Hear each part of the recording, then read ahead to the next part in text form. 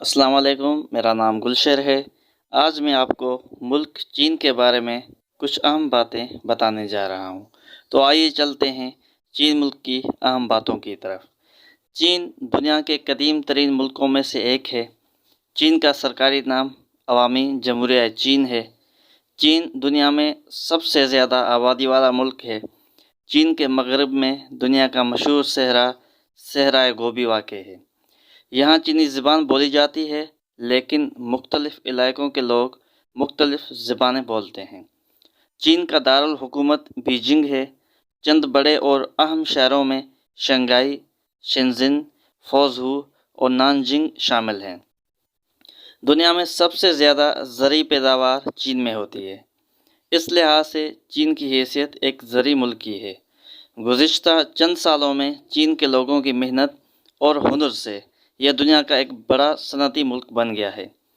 چین نے زندگی کے ہر شعبے میں بڑی ترقی کی ہے۔ جیسا کہ چین آبادی کے لحاظ سے دنیا کا سب سے بڑا ملک ہے اور رقبے کے لحاظ سے دوسرے نمبر پر ہے۔ چین اتنا بڑا ملک ہے، اگر اس کے کسی مشرقی شہر سے لے کر مغربی شہر تک ٹرین میں سفر کیا جائے تو 4 دن لگیں گے۔ پاکستان چین کے مغرب میں واقع ہے۔ بیجنگ چین کا دارالحکومت ہے۔ بیجنگ میں ایک بہت ہی خوبصورت پارک ہے جس کا نام بہائی پارک ہے۔ یہ بہت قدیم اور بڑا پارک ہے۔ پارک کے اندر مصنوعی پہاڑیاں اور عبادت کی جگہیں بنائی گئی ہیں جو سیاحوں کو بڑی پرکشش لگتی ہیں۔ اس کے علاوہ پارک میں ایک خوبصورت جھیل بھی ہے۔ چین آنے والے سیاح اس پارک میں ضرور جاتے ہیں۔ چین میں ایک بہت بڑی دیوار ہے جو دنیا کے عجائبات میں سے ایک ہے، جس کو دیوار چین کہتے ہیں۔ دیوار چین کا کچھ حصہ بیجنگ شہر سے گزرتا ہے۔ چین میں ماہی گیری بہت عام صنعت ہے۔ ایک بڑی دلچسپ بات جو آپ کو سن کر حیرانی ہوگی کہ چین میں ماہی گیر مچھلی پکڑنے کے لیے ایک خاص پرندہ کورمورینٹ استعمال کرتے ہیں۔ اس پرندے کو مچھلی پکڑنے کی خاص مہارت دی جاتی ہے۔ ماہی گیر اس پرندے کی گردن میں ڈوری باندھتے ہیں۔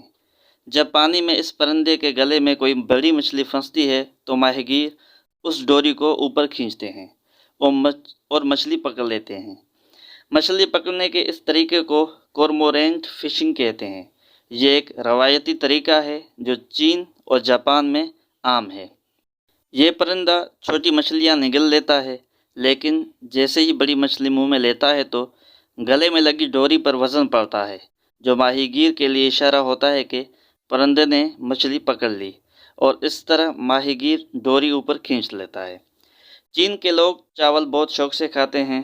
اس کے علاوہ گندم اور سبزیوں کا بھی استعمال کرتے ہیں۔ پاکستان اور چین کے درمیان زمینی راستے سے تجارت ہوتی ہے۔